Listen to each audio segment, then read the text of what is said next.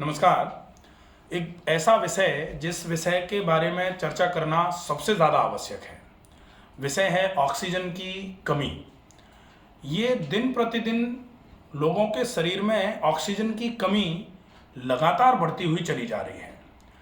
अब हम ये देखें कि ऑक्सीजन की कमी अगर जिस तरीके से बढ़ रही है उसी तरीके से बढ़ी तो ऑक्सीजन की क्या वैल्यू है, ये हमको कोरोना के काल में सबको समझ में आया था कि ऑक्सीजन के सिलेंडर्स नहीं मिल रहे थे।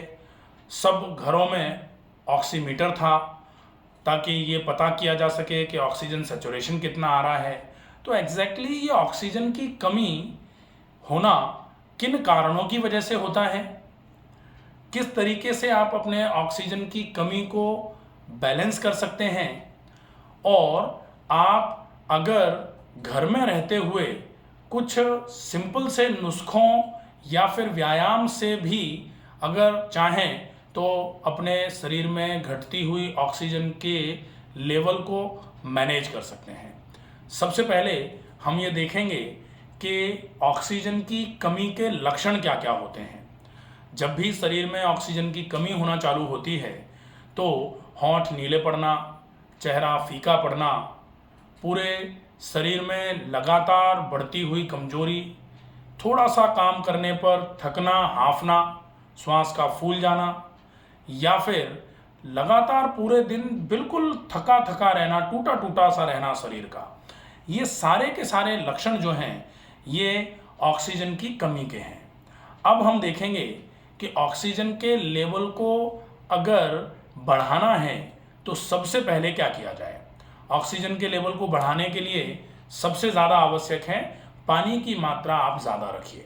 जितना ज़्यादा पानी पिएंगे ऑक्सीजन का लेवल धीरे धीरे करके केवल ज़्यादा मात्रा में पानी पीने से भी बढ़ना शुरू हो जाता है। दूसरा होता है नमक, मिर्च, मसाले का उपयोग जितना आप कम कर देते हैं आपके शरीर में ऑक्सीजन का लेवल धीरे धीरे करके बढ़ना चालू हो जाता है।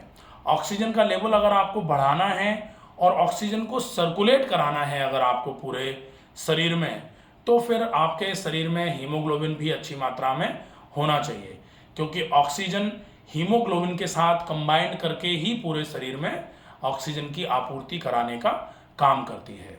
इसके साथ में आप एंटीऑक्सीडेंट्स का यूज़ आप ज़्यादा से ज़्यादा कर सकते हैं। एंटीऑक्सीडेंट्स जो आपके शरीर में ऑक्सीडेटिव प्रोसेस जो हो रहा होता है, फ्री रेडिकल्स जो आपके शरीर में नुकसान कर रहे होते हैं, उनको बांध करके शरीर में से बाहर निकालने का जो काम करते हैं, उनका उपयोग आप ज़्यादा से ज़्यादा कर सकते हैं।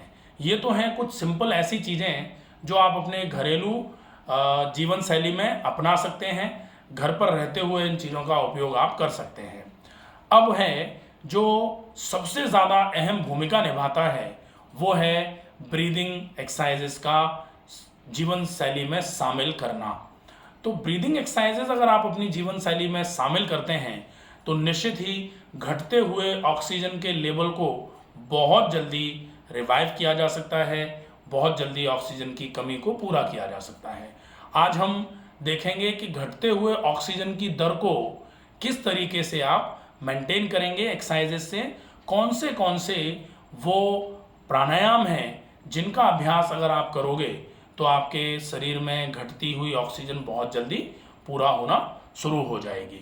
सबसे पहले हम देखेंगे वो व्यायाम जो आप बहुत आसानी से कर सकते हैं और जो आपके फेफड़ों को एक्सपेंड कराने का काम करते हैं। इसके लिए आप जो व्यायाम है वो देख सकते हैं। पहला व्यायाम जो होगा वो आप श्वास को भरते हुए दोनों हाथों को पीछे की तरफ ले जा रहे हैं। श्वास को भरते हुए दोनों हाथ पीछे की तरफ ले जाएंगे और श्वास को छोड़ते हुए धीरे धीरे करके हाथों को नीचे की तरफ लाएंगे। फिर श्वास को भरते हुए हाथों को पीछे की तरफ ले जाएंगे, धीरे धीरे करके श्वास को छोड़ते हुए हाथ नीचे की तरफ लेके आएंगे। या आप बैठ के अभ्यास में ले सकते हैं, आप चाहें तो खड़े होकर के भी इस एक्सरसाइज को कर सकते हैं। दूसरा है दोनों हाथ आप साइड्स में रख लीजिए। अब साइड्स में रखने के बाद दोनों हाथों को श्वास को भरते हुए आप ऊपर की तरफ ले जाएंगे, ऊपर की तरफ ले जाएंगे, दोनों हथेलियों को मिलाएंगे, फिर धीरे से श्वास को छोड़ते हुए हथेलियों को जमीन की तरफ लेकर आ जाएंगे। फिर श्वास को भरते हुए दोनों हाथों को ऊपर की तरफ ले जाएंगे, हथेलियों को आपस में मिलाएंगे, दोनों बाजू आपके कानों से लगेंगे, धीरे से श्वास को छोड़ते हुए हथेलियों को नीचे लेकर के आ जाएंगे। ये एक्सरसाइज 2 हो जाती हैं। दोनों एक्सरसाइजेज आप कम से कम 30-30 बार आसानी से प्रैक्टिस में ले सकते हैं। ये आपके फेफड़ों को एकदम से एक्सपेंड करने के साथ साथ आपके शरीर में ज़्यादा मात्रा में शुद्ध हवा जब पहुंचेगी और अशुद्ध हवा जब श्वास को छोड़ते हुए बाहर निकलेगी तो शरीर में ऑक्सीजन की आपूर्ति शुरू हो जाएगी। आपके लिए बहुत उपयोगी प्रोसेस माना जाता है। अब हम देखेंगे इसके अलावा, आप ये तो हो गई एक्सरसाइजेज, अब देखते हैं कि कौन से ऐसे प्राणायाम होते हैं जो प्राणायाम आपके लिए इस समस्या को बहुत जल्दी ठीक करने का काम कर सकते हैं। सबसे पहला प्राणायाम जो आप इस समय ऐसे समय में कर सकते हैं, और वो प्राणायाम ऐसा है जो कोई भी करेगा, किसी को कोई नुकसान नहीं है, सबको फायदा ही होगा। प्राणायाम का नाम है नाड़ी शोधन अनुलोम विलोम। नाड़ी शोधन अनुलोम विलोम ये वो अनुलोम विलोम या ये वो प्राणायाम है जो कोई भी कर सकता है। बीपी की समस्या है, आप इसको कर सकते हैं। हार्ट की समस्या है, आप नाड़ी शोधन अनुलोम विलोम कर सकते हैं। आपको अस्थमा की प्रॉब्लम है, आप नाड़ी शोधन अनुलोम विलोम कर सकते हैं। आपको अगर डायबिटीज़ की प्रॉब्लम है तो आप नाड़ी शोधन अनुलोम विलोम कर सकते हैं। आपको अगर हेमीप्लीजिया हो गया है तो भी नाड़ी शोधन अनुलोम विलोम कर सकते हैं। आपको अगर नाक से संबंधित समस्या है तो भी कर लीजिए, कान से संबंधित है तो भी कर लीजिए। नाड़ी शोधन अनुलोम विलोम का किसी को कोई नुकसान नहीं होता है। केवल इतना ध्यान रखना है कि आप श्वास को जिस गति से भरेंगे, श्वास को उससे धीमी गति से छोड़ना है। मतलब आप अगर श्वास को भरने में 3 सेकंड लगा रहे हैं तो छोड़ने में कम से कम आपको 4 सेकंड से ज़्यादा का समय लगना चाहिए। अगर आप ये कर लेते हैं तो ये अनुलोम विलोम आपके लिए बहुत उपयोगी होगा। कैसे करना है? अपने दाहिने हाथ के अंगूठे को आप दाहिनी नॉस्ट्रिल पर रखिए, दाहिनी नॉस्ट्रिल पर रखा हुआ है। उसके बाद अब आप अपने श्वास को बाईं नासिका से धीरे धीरे करके पूरी तरीके से फेफड़ों में ले जाते हुए फेफड़ों को फुलाएंगे। फिर अपनी बाईं नासिका को रिंग फिंगर से बंद कर लेंगे और दाईं नासिका को खोल करके दाईं नासिका से पूरी श्वास को धीरे धीरे करके निकालेंगे। फिर जब दाईं नासिका से पूरी श्वास निकल जाएगी, उसके बाद दाईं से ही पूरी श्वास को फिर से वापस भरेंगे और बाईं नासिका से पूरी श्वास को धीरे धीरे करके बाहर निकालेंगे। अब जब पूरी श्वास बाईं नासिका से बाहर आ जाएगी तो फिर बाईं से ही श्वास को दोबारा भरेंगे और फिर दाईं नासिका को खोल करके बाईं नासिका को बंद करके आप फिर से श्वास को छोड़ेंगे। आपको इसमें जो ध्यान रखना है वो ये कि आप जिस नासिका से श्वास को छोड़ रहे हैं उसी नासिका से तुरंत वापस श्वास को भर के दूसरी नासिका से श्वास को छोड़ते हैं। इसीलिए इसको अल्टरनेट नॉस्ट्रिल ब्रीदिंग भी कहा जाता है। ये बहुत इफेक्टिवली आपके शरीर में घटते हुए ऑक्सीजन के लेवल को सही करने में आपकी मदद करेगा और इसका कहीं किसी भी प्रकार का कोई नुकसान नहीं है। आप इस प्राणायाम का अभ्यास 5 मिनट से शुरू करके 20 मिनट 40 मिनट तक लगातार एक ही प्राणायाम का अभ्यास कर सकते हैं। शर्त सिर्फ इतनी सी है कि जितनी देर में श्वास को भरेंगे उससे ज़्यादा देर में आप श्वास को छोड़ेंगे। ये आपको ध्यान में रखना है। अगर आप ये ध्यान में रख पाए तो निश्चित ही ये प्राणायाम आपकी बहुत अच्छे तरीके से मदद करेगा। अब आप देखें आगे का प्राणायाम जो है जिसको डीप ब्रीदिंग बोला जा सकता है। वैसे प्राणायाम का स्वरूप जो है वो भस्त्रिका है। भस्त्रिका को डीप ब्रीदिंग के स्वरूप में आप करेंगे। डीप ब्रीदिंग के लिए दोनों हाथ आपके, आप चाहें तो अपने हथेलियों को घुटनों पर कप बना करके रख सकते हैं या फिर आप चाहें तो ध्यान मुद्रा में ज्ञान मुद्रा लगा करके आप बैठ करके आंखें बंद करके लंबी गहरी पूरी श्वास को धीरे धीरे भरते हुए पूरे सीने को फैलाना है। धीरे धीरे करके पूरे सीने को फैलाना है। धीरे धीरे करके आपको श्वास को छोड़ते हुए धीरे धीरे धीरे धीरे करके पूरी श्वास शरीर से बाहर निकालनी है।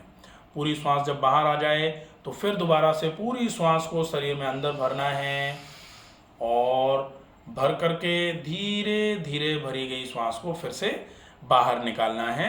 इसको दीर्घ श्वसन भी बोला जाता है, कंबाइंड ब्रीदिंग भी बोला जाता है, महाप्राणायाम भी बोल सकते हैं और भस्त्रिका के नाम से इसको प्राणायाम के नामों से जाना जाता है। प्राणायाम में भस्त्रिका नाम से। तो आप इसका अभ्यास धीमी गति से करें। भस्त्रिका का मतलब होता है लोहार की धौंकुनी की तरह।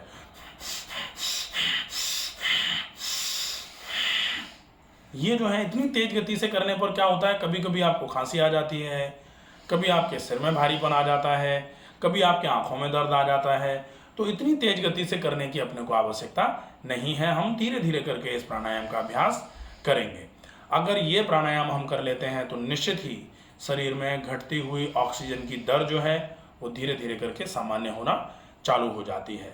जब आप ये 2 एक्सरसाइजेज करने के बाद 2 प्राणायाम कर चुके होंगे तो 2 प्राणायाम करने के बाद आप तीसरा प्राणायाम एक और कर लेंगे। प्राणायाम का नाम है भ्रामरी प्राणायाम। भ्रामरी प्राणायाम अगर आप अच्छे तरीके से कर लेते हैं तो निश्चित ही आप भ्रामरी प्राणायाम करने से सेरोटोनिन रिलीज बढ़ाते हैं। सेरोटोनिन रिलीज बढ़ेगा तो ये हैप्पी हार्मोन बोला जाता है। आपकी मनोदशा धीरे धीरे करके जो पॉजिटिव एटीट्यूड होता है उधर की तरफ जाना चालू हो जाएगी। धीरे धीरे करके नेगेटिविटीज़ जो हैं वो कम होना चालू हो जाएंगी। और बोला जाता है कि कार्बन डाइऑक्साइड का सैचुरेशन भी नेगेटिविटीज़ को बढ़ाने का काम करता है। तो अगर आप कैसे भी करके पॉजिटिविटी बढ़ा रहे हैं तो निश्चित ही शरीर से कार्बन डाइऑक्साइड का लेवल निकलना शुरू होगा, शरीर में शुद्धि का विस्तार होना चालू हो जाएगा। भ्रामरी प्राणायाम के लिए अपने दोनों हाथों के अंगूठों को कानों पर लगाया, दोनों हाथों की उंगलियों से अपनी आँखों को ढक लिया। आँखें ढकने के बाद लंबी गहरी श्वास भरी। पूरी श्वास भर करके श्वास को छोड़ते समय भौरे के समान गुंजन आपको करना है। सीधे बैठना है। सीधे बैठने में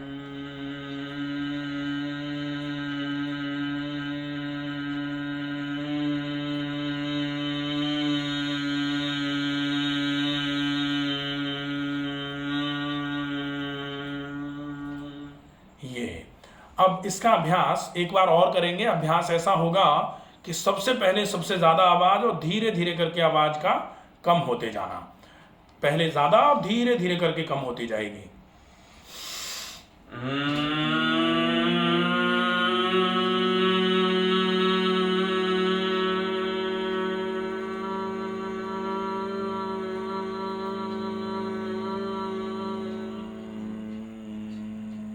एक बार मैं बताता हूँ कि श्वास की जो गति है वो किस तरीके की होनी चाहिए। आप सीधे बैठे हुए हैं, सीधे बैठे हैं, दोनों हाथ आपके जो कंधे हैं, कोहनियाँ आपके कंधे के बिल्कुल बराबर ऊंचाई में रहेंगी। दोनों हाथों के अंगूठों से आपने अपने दोनों कानों को बंद कर लिया, दोनों हाथों की उंगलियों से अपने आँखों को बंद कर लिया। लंबी गहरी श्वास भरी।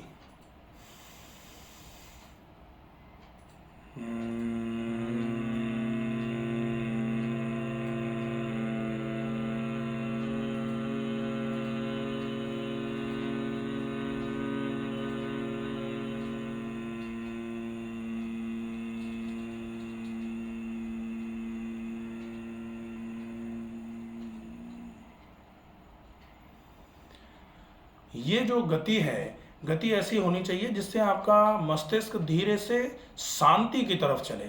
शांति की तरफ चले मतलब जब हम शांति चाहते हैं तब हम कोशिश करते हैं कि मन में किसी भी प्रकार का कोई भी हलन डुलन चलन कुछ ना हो। आप बिल्कुल स्थिर चित्त से एक जगह बैठे हुए हैं, फिर इसका अभ्यास कर रहे हैं। तो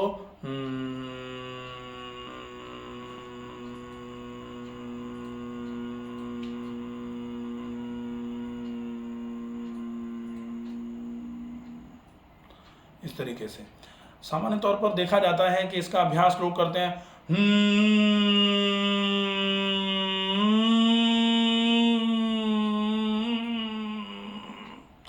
चेहरे पर इतनी विकृति, इतना जोर लगाया हुआ है, इतना ज़्यादा जोर कि आपके चेहरे पर जोर दिखाई दे रहा है, आपकी आंखें भिज जा रही हैं। तो फिर ये शांति की तरफ से तो आप हट रहे हैं। तो धीरे धीरे करके ये जो अभ्यास है, इस अभ्यास को जिस तरीके से जैसे डॉक्टर महेंद्र जी ने अभी कराया कि अभ्यास ऐसा हो कि रिदम बने अभ्यास में।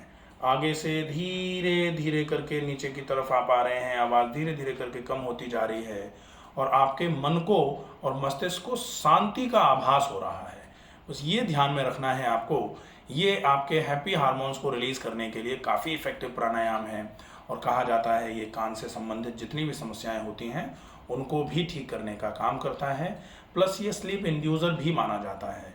ये हैप्पी हार्मोन को रिलीज़ कराने का काम इसलिए करता है कि ये मस्तिष्क में वाइब्रेशन क्रिएट करता है, साथ में ये नाक के आसपास जो म्यूकोसल मेम्ब्रेन्स हैं उनको ये स्टिमुलेट कराता है, जहाँ से सेरोटोनिन रिलीज़ होना चालू हो जाता है। तो ये निश्चित ही जो पैरानेजल साइनसेस होते हैं उनकी मेम्ब्रेन्स को भी एक्टिव करता है, तो ये सर्दी जुकाम खांसी में भी बहुत इफेक्टिवली काम करता है। तो ये प्राणायाम का अभ्यास भी अगर आप अच्छे तरीके से करते हैं तो निश्चित ही ये आपके हैप्पी हार्मोन्स को रिलीज़ कराएगा, जहाँ से आप धीरे धीरे करके स्थिर अवस्था में आएंगे और आपके शरीर में शुद्धि का संचार होगा।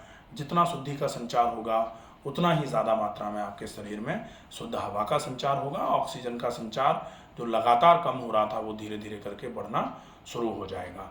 आशा है ये वीडियो आपको पसंद आया होगा। अगर आपको ऐसा लगे कि वीडियो में बताई गई जानकारी लोगों के लिए उपयोगी है तो आप ज़्यादा से ज़्यादा इस वीडियो को लोगों तक पहुंचाइए। स्वस्थ रहिए, सुरक्षित रहिए। धन्यवाद।